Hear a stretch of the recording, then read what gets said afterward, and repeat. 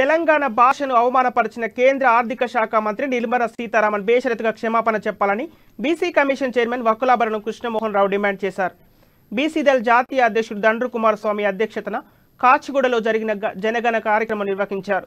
కులగణన అనే అంశంపై జరిగిన చర్చ వేదికలో వకులాభరణం ముఖ్య అతిథిగా పాల్గొని మాట్లాడారు. కులగణన చేయాలని తెలంగాణ రాష్ట్ర ప్రభుత్వం అసెంబ్లీలో తీర్మానం చేసినా కేంద్ర ప్రభుత్వం పట్టించుకోకపోవడం దారుణమన్నారు.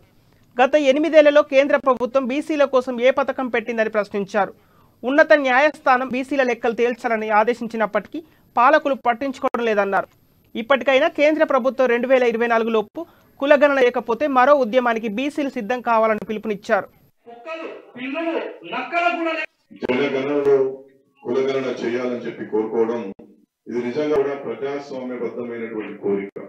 దశాబ్దాలుగా ఏళ్ల తరబడిగా ఈ దేశంలో బీసీలు మమ్మల్ని మనుషులుగా చూడండి, ఎదుగుతున్నటువంటి అభివృద్ధిలో మమ్మల్ని భాగస్వామ్యం చేయండి అని కోరుతున్నటువంటి కోరికకు ప్రతిరూపంగా జనాభా గణనలో కులగణన చేయబడుతున్నారు. దీని మీద వాళ్ళ దేశవ్యాప్తంగా చర్చ జరుగుతున్నది, పార్లమెంట్ లో చర్చ జరుగుతున్నది. ఎక్కడికక్కడ అన్ని రాష్ట్రాల్లో కూడా బీసీలు సంఘటితమై రాజకీయ ఎజెండాలకు భిన్నంగా అన్ని సంఘాలు ఇవాళ సమాజంలో తెలంగాణలో ముఖ్యంగా ఉన్నటువంటి పెద్దలందరూ కూడా సుదీర్ఘమైన కుక్కలు పిల్లులు నక్కలు కూడా లెక్కలు ఉన్నాయి. ఈ రోజు మా బీసీలకు కులగణన లేకపోవడము, లెక్కలు లేకపోవడం ఎంత బాధాకరమని ఆలోచిస్తుంది.